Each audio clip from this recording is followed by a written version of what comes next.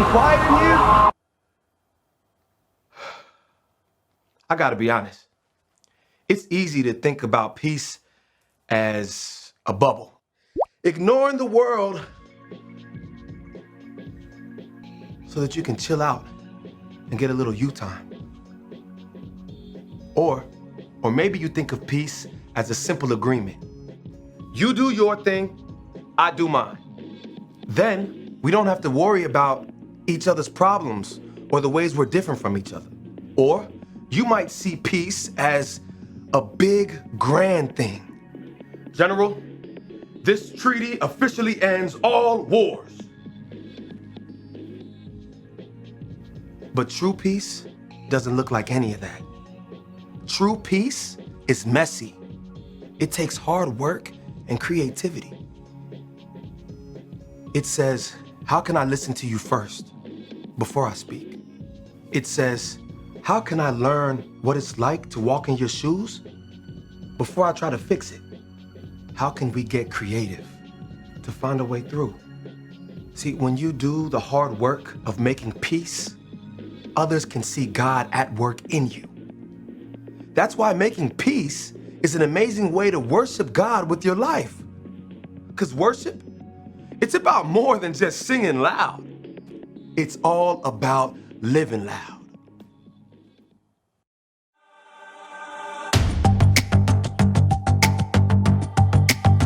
You're my courage, I don't have to be afraid. You're my fortress, no matter what comes my way. You're my treasure forever, yes, we'll be together always. Even when the days get harder, I know you'll rescue me. Even when the sky is darker, I know you'll bring me peace. You are my strength, you are my savior. Oh. Even when the road gets longer, I know you'll be with me. Even when the waves crash harder, your face is all I see. You are my strength, you are my savior. Oh. You are with me every single day. Through the darkness, oh, you lead the way.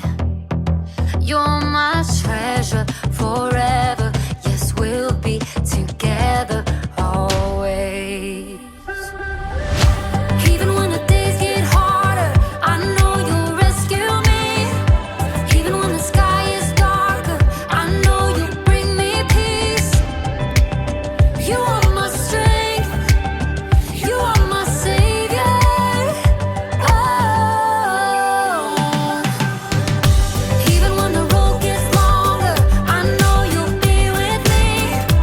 Even when the waves crash harder, your face is all I see. You are my strength, you are my savior. Oh. Every time I fall, you pick me up. You fight for me, you overcome. You bring me peace, you give me love. For you I sing, to you I run. I praise your name for all you've done. You are my strength, you are my savior. Ooh. Even when the days get harder, I know you'll rescue me. Even when the sky is darker, I know you'll bring me peace. You are my strength, you are my savior. Oh. Even when the road gets longer, I know you'll be with me. Even when the waves crash harder, your face is all I see. You are my strength, you are my savior.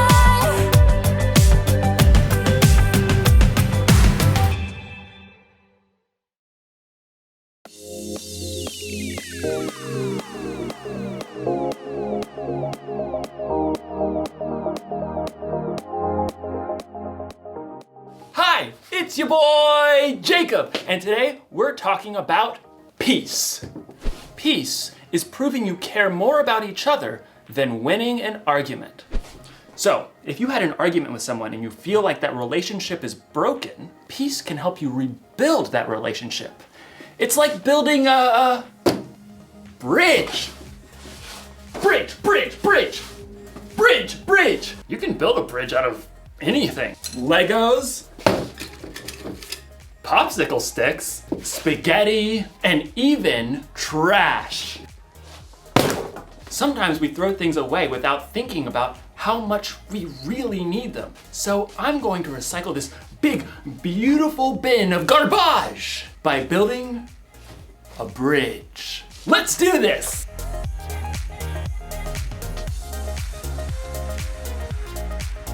It's alive! Now we just need some glue. Glue. Oh! Glue stick. That should work, right? Everything you build needs the right kind of glue to hold it all together. Without the right kind of glue, everything can kind of fall apart. Now, ladies and gentlemen, I present to you the Recycle Bridge!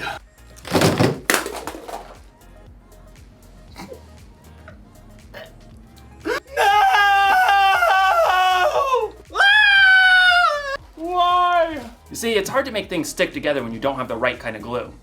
As you'll discover in today's story, helping people stick together takes the right kind of glue too. So, stick around. You see what I did there? Stick. The Bible. It's 66 books of history, stories, letters, and poetry that fit together to form God's one big story. The epic adventure of how He created us and loves us so much that He made a way to rescue us. As we travel through the Bible, from Genesis to Revelation, we discover people who met God and found their lives changed forever. Now, for an amazing story, inspired by the book of Colossians, chapter 3, verse 15. In a letter written to the Colossian church, the Apostle Paul wrote, "Let the peace that Christ gives rule in your hearts. As parts of one body, you were appointed to live in peace and be thankful." Now let's see what that truth may look like played out in our lives today. Katie wiped the sweat from her forehead and took a long drink from her water bottle. How is it this hot in April? She looked back at the long patch of scrubby ground on the corner lot by Miss Watson's house. Her friends, Caleb and Nona, were both pulling weeds too. I thought we'd be done before lunch. It'll take us days to clear out all this brush. All three kids lived in the same neighborhood and were in Mr. Benson's 7th grade social studies class. It had been Katie's bright idea to start a neighborhood garden for their community service project. Well, we have to finish, unless you want to fail social studies.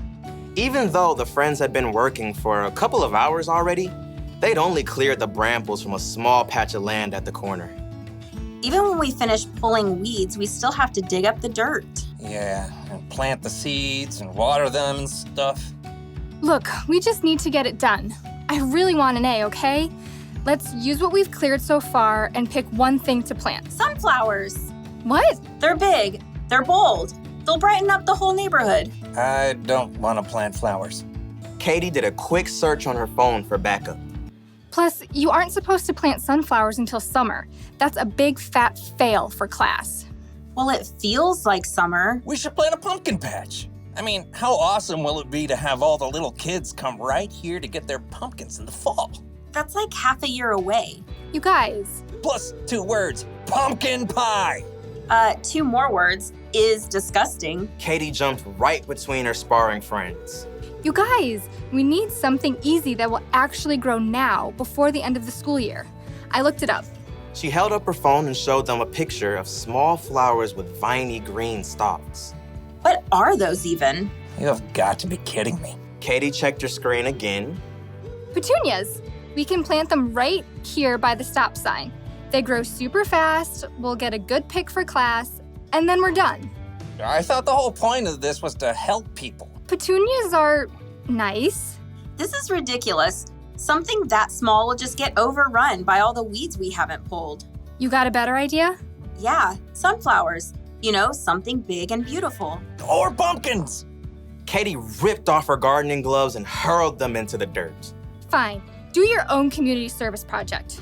You're quitting the garden? It's not a garden, it's a weedy dirt patch. I'll do my own project. Katie grabbed her water bottle and her tools and stalked off. I cannot believe them. At home, Katie kicked off her muddy shoes and hurled her dirty gloves on the floor. How'd it go, sweetie? Awful. We hardly cleared any weeds, and Nona and Caleb wouldn't listen to my idea about what to plant. It is a pretty big project. I'm doing my own. Isn't it a group thing? Nona and Caleb don't even care about the grade. They want to do all this stuff with pumpkins and sunflowers and stuff we'll never even finish. I get it. It's a lot easier to keep it small, but it's up to you whether you want to hold on to being angry or go make this right with your friends. They started it. Look, God designed you to be at peace on the inside, peace with Him and with others. Okay, yeah, I don't know where to start. You could start with more help. I bet Miss Watson would be willing to lend a hand since that weedy patch is right by her yard. Maybe. Oh, and Mrs. Garcia is always trying to start a garden in their backyard, but she says it's too shady. Maybe she'd like to help. Katie nodded slowly. After lunch, she took a trip around the neighborhood and spotted Caleb shooting some hoops in his driveway. Then she dragged him across the street to knock on Nona's door. You realize I don't want to talk about this? I don't want to talk about this. Just give me a minute. Both of you, please. Caleb and Nona stared at Katie, arms crossed. I'm really sorry. I got so stuck on making an A that I didn't listen to your ideas. I was just so hot and frustrated. Katie's friends waited. I talked to Mrs. Watson and the Garcias and that family with the little kids by the stop sign. They all want a garden, like a big vegetable garden. They want to help us. Really? We could clear the lot pretty fast with that much help.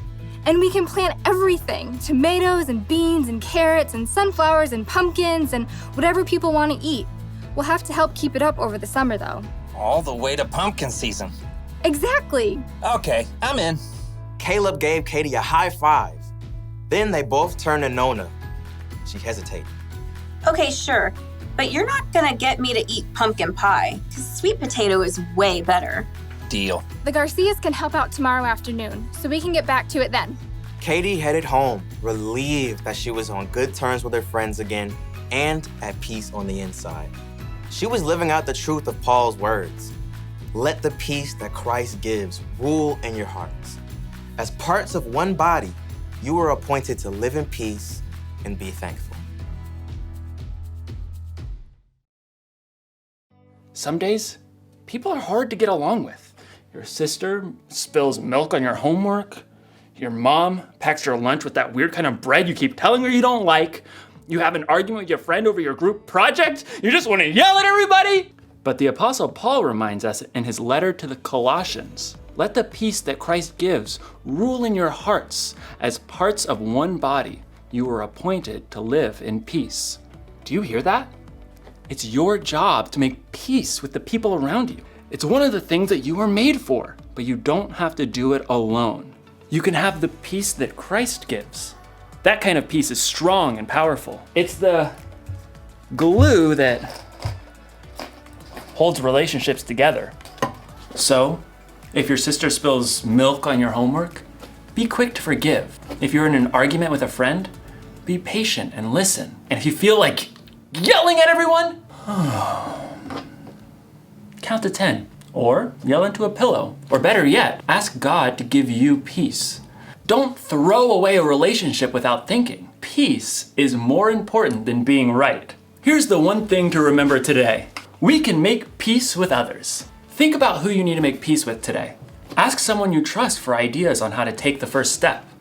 You'll probably need a little creativity, and you'll definitely need the right kind of glue. Super glue. This ought to do the trick. When you see me next, I'll have a bridge that will truly last. Well, I'll see you next time.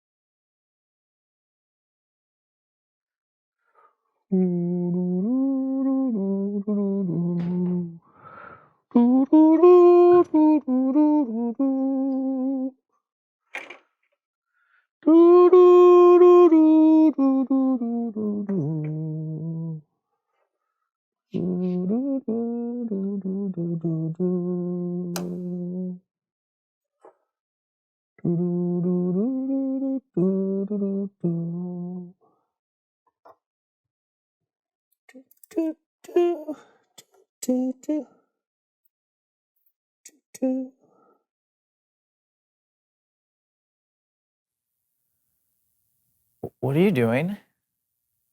I'm building a bridge. The waters are troubled.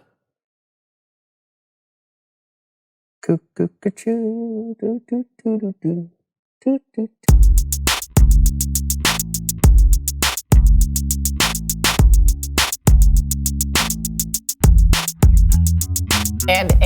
And Brandon, did you know that your fingernails grow 4 times as fast as your toenails? Really? Yes, and that you produce enough saliva to fill 2 bathtubs a year. Cool. We need to get started. Yeah, and eyelashes last for about 150. So, hey everybody, I'm Brandon and this is Lawson and welcome to the So-and-So Show. Yes, where apparently you might get interrupted by your co-host. Lawson, we need to get started with the show. Yes, but you cut me off at a very crucial part of my fact giving. Kids out there could be seriously questioning the lifespan of an eyelash. 150 what?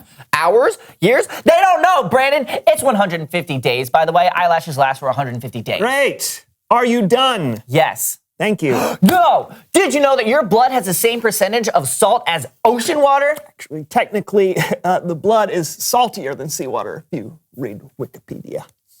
Brandon, you ruin everything. Yeah, well, your facts aren't interesting. Yeah, well, neither are your shoes. You don't even know what shoes I'm wearing. I don't need to. Please welcome someone who knows stuff.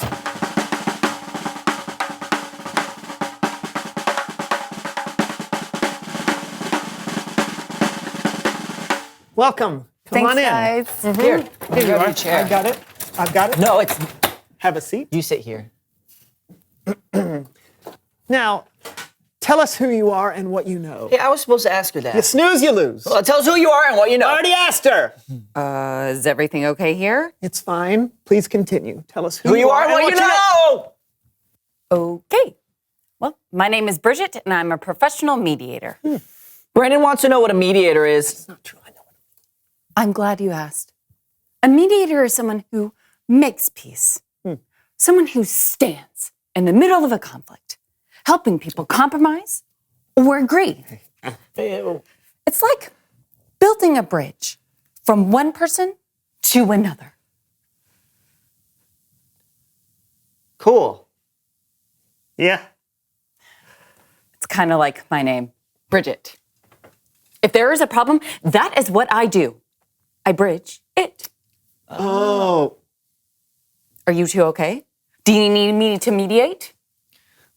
We're fine. How does mediating work exactly? I'll show you. Let's bridge it. You have to clean your room before we watch the movie. But I can't do it in time. Why do we always have this argument? Olivia, you can pretend you're a hero with super speed to clean your room lightning fast. And then you can wait until she's done before you start the movie. Problem solved. I'm sorry, who are you? Bridget. Yeah, kitty. Come on, get your din. Oh, come on, don't make me walk way over there. Oh!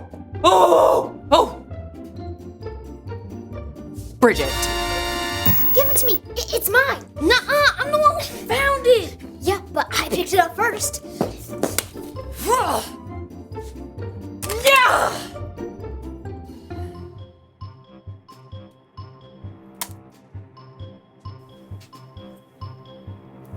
Bridget. Wow, you really do build a lot of bridges. You're welcome. I didn't say. Well, I've got to go. There's lots of people out there needing my help. And just remember, if you two ever aren't getting along, don't let the gap stand in your way. All you have to do is just... Bridget? That's my name. Bridget.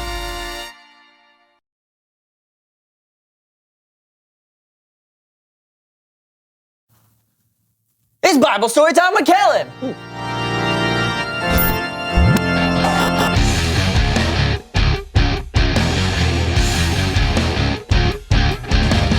Hey, Kellen. Hey, guys.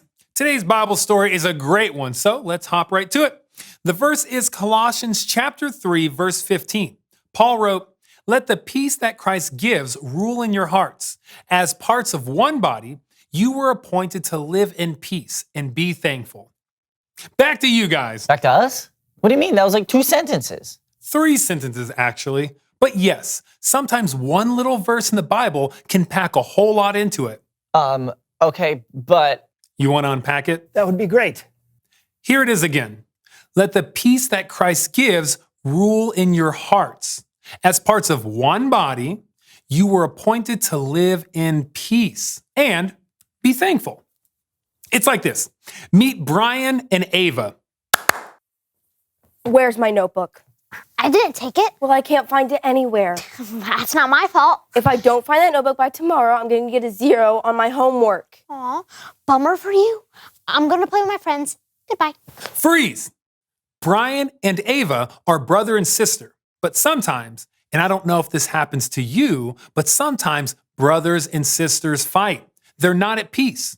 So what would happen if they let the peace that Christ gives rule in their hearts? Rewind! Where's my notebook? I haven't seen it. Well, I can't find it anywhere. Have you checked the kitchen? Yes, but if I don't find that notebook by tomorrow, I'm going to get a 0 on my homework. Well, I was going to play outside with my friends, but I guess I can help you look instead. Thanks, Brian. See the difference? Instead of letting anger and fear be in charge, they let peace take over.